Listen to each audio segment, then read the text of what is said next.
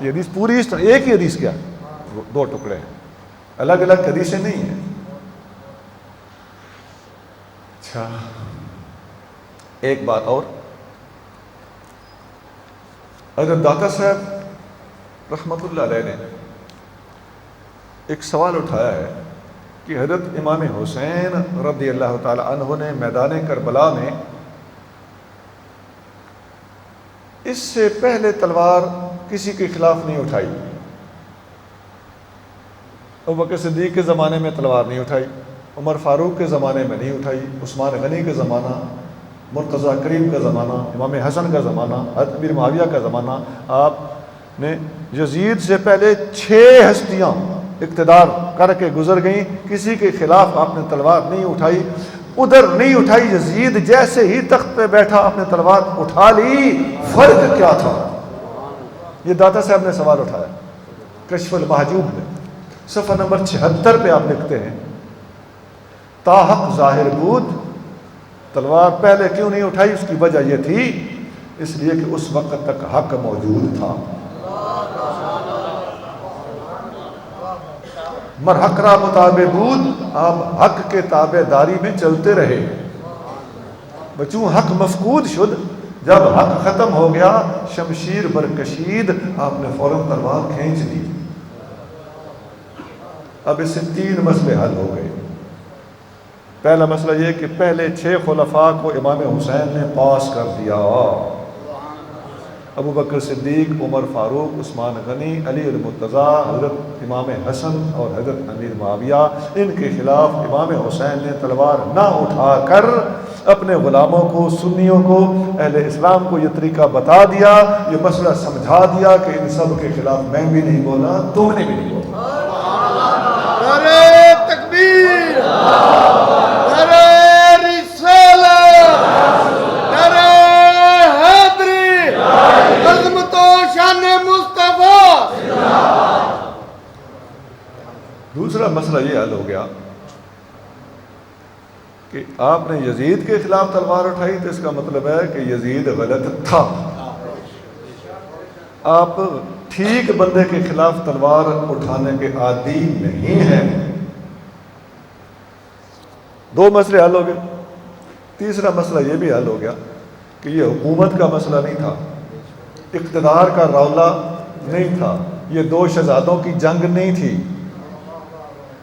لوگ کہتے ہیں نا، ان کا میں رد کر رہا ہوں، نہیں جی، اگر یہ اقتدار کا رولا ہوتا، شہزادوں کی جنگ ہوتی تو امام حسین رضی اللہ تعالیٰ عنہ اس سے پہلے بھی اقتدار کی خاطر نکلتے۔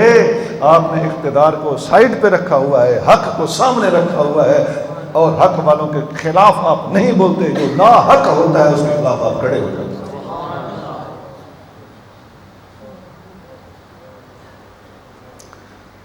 یہاں ایک بات کلیئر کر دوں، حضرت امیر معاویہ رضی اللہ عنہ کے بارے میں خصوصی طور پر ایک حدیث سنانے لگا ہوں۔ ان 6 خلفاء میں آپ بھی شامل ہیں،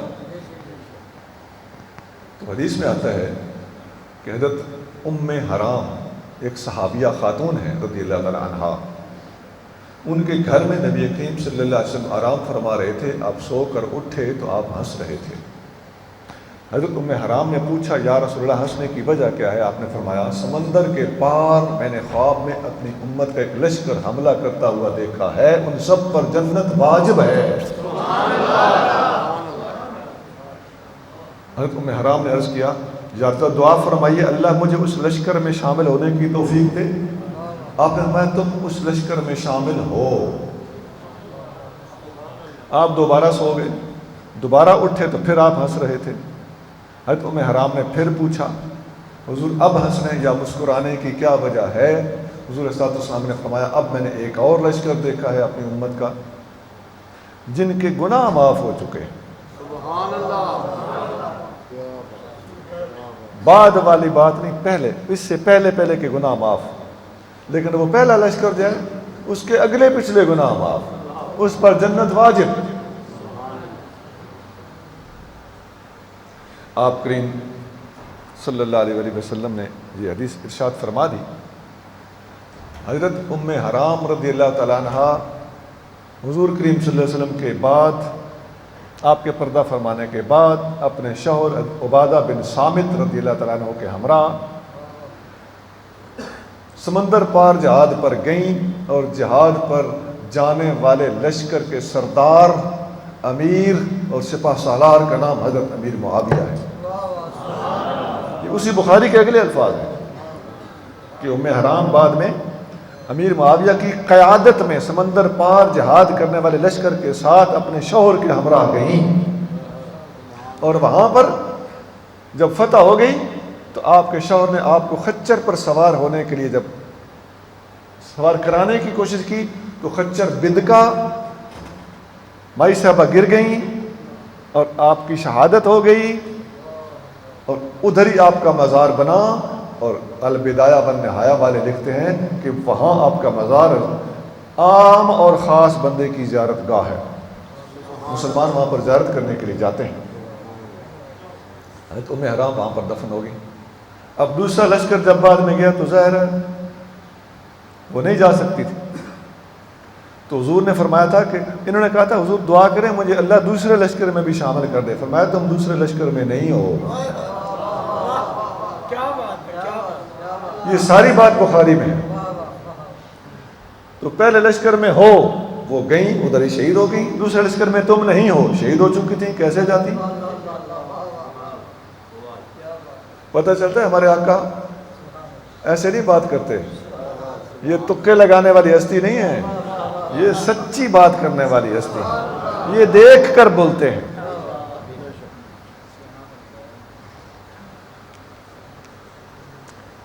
اچھا اب ہم دیکھو یہ بات نبی معاویہ کی اس میں شان ہے کہ نہیں؟ جنت واجب ہے۔ اچھا اب سوال یہ ہے کہ یہ حدیث کہاں لکھی ہوئی ہے؟ اس کائنات میں قرآن کے بعد سب سے صحیح کتاب بخاری شریف، قرآن جیسی کوئی کتاب نہیں ہو سکتی، ظاہر ہے قرآن سے نیچے نیچے ہے، ہر کتاب میں کوئی نہ کوئی کمزوری رہ جاتی ہے سوائے قرآن کے، تو قرآن کے بعد، قرآن کے برابر نہیں، قرآن سے اوپر نہیں، قرآن کے بعد سب سے صحیح کتاب کا نام صحیح بخاری ہے۔ یہ حدیث اس بخاری میں لکھی ہوئی، اور سنیے یہ حدیث بخاری میں ایک جگہ نہیں ہے، 11 دفعہ موجود ہے۔ یار حد نہیں ہو گئی، 11 مقامات پر یہ حدیث موجود ہے۔ اور سنیے مسلمانوں کی 6 مشہور حدیث کی کتابیں ہیں، صحاح ستہ ان کو کہتے ہیں، بخاری، مسلم، ابو داؤد، ترمذی، نسائی، ابن ماجہ۔ یہ حدیث بخاری میں 11 دفعہ ہے، اور صحاح ستہ میں سے ہر ایک کتاب کے اندر یہ حدیث موجود ہے۔ اب بھی سمجھ نہ آئے، یقین نہ آئے، اس کا مطلب سیدھا سیدھا یہ ہے کہ ادھر کچھ فطور ہے، دین صاف ہو چکا ہے، واضح ہو چکا ہے، لیکن یہ سمجھنا نہیں چاہتے۔ کم از کم سنی کہلانے والے کو یہ حق حاصل نہیں ہے کہ اس کے بعد کسی قسم کی زبان حضرت معاویہ کے خلاف کھولے۔ یہ میں نے ایک حدیث سنائی ہے، بہت حدیثیں ہیں، ایک کا میں نے حوالہ دیا ہے، ایک مستدرک حاکم میں حدیث ہے اسی لشکر کے بارے میں۔ حضور صلی اللہ علیہ وسلم نے فرمایا لَتُفْتَحَنَّ الْقُسْطُنطُنیہ، ضرور بر ضرور قسطنطنیہ فتح ہوگا۔ وَنِعْمَ الْأَمِيرُ ذَلِكَ الْأَمِيرُ وَنِعْمَ الْجَيْشُ ذَلِكَ الْجَيْشُ، اس وہ لشکر کیا ہی اچھا لشکر ہوگا، اور اس لشکر کا امیر کیا ہی اچھا امیر ہوگا۔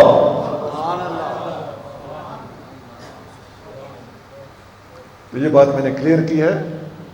اس حدیث، اس اپنا داتا صاحب کے اس قول کے ضمن میں کہ امام حسین نے پہلے 6 خلفاء کے خلاف کوئی کارروائی نہیں کی، اور ان 6 خلفاء میں حضرت امیر معاویہ بھی شامل ہیں، ان کی ذرا وکری شان میں نے بتا دی ہے تاکہ ان کی ذات کے بارے میں کوئی ذہن رکھنے والا، کوئی الٹا الٹا سوچنے والا بندہ اگر ہو تو اس کا ذہن صاف ہو جائے۔ اللہ تعالیٰ صاف کرے۔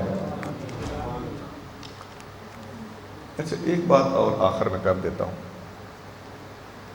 کہ حضرت امیر معاویہ رضی اللہ تعالیٰ عنہ کے خلاف امام حسین نے کوئی کارروائی نہیں کی، مگر یزید کے خلاف آپ نے کارروائی کی ہے۔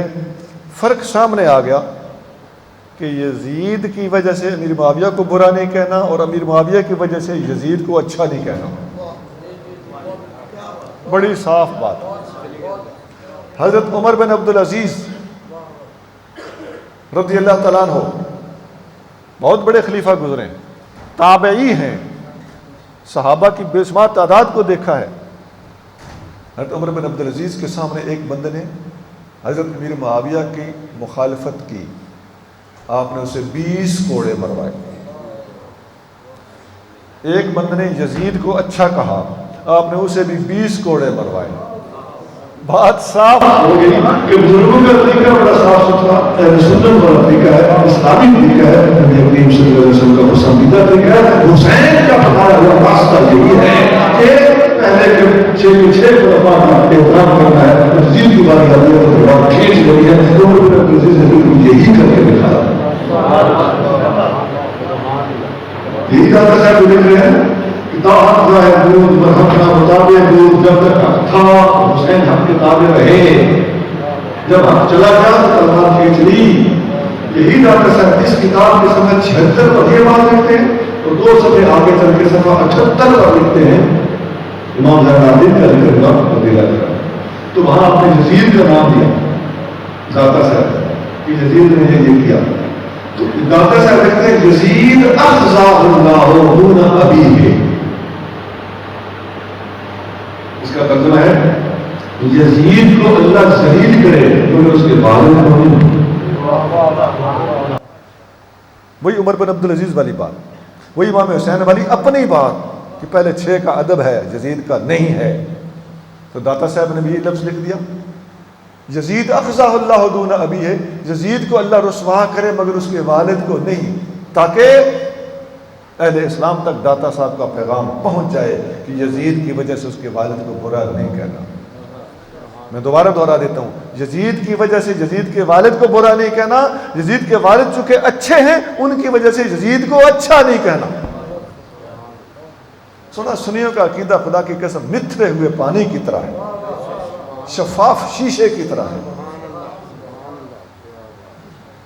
اللہ تعالی ہمیں صحیح معنی میں سنی بن کے رہنے اور تمام صحابہ اکرام، تمام اہل بیت اطہار سب کا ادب کرنے کی توفیق عطا فرمائے. اور حضرت صحابہ اکرام اہل بیت اطہار کا ادب، لیکن یزید کو پلے ہی نہ باندھا جائے اور یزید کو رسوا کیا جائے، رسوا کہا جائے، اس کی جتنی مخالفت کی جائے اتنی کم ہے. یہ ہمارا راستہ ہے، یہ ہمارا بتایا ہوا اوپر کا بزرگوں سے چلا ہوا راستہ ہے. اسی پر اللہ تعالیٰ ہمیں قائم دائم رکھے. یزید کے بارے میں کوئی حد حولہ نہیں ہے، بس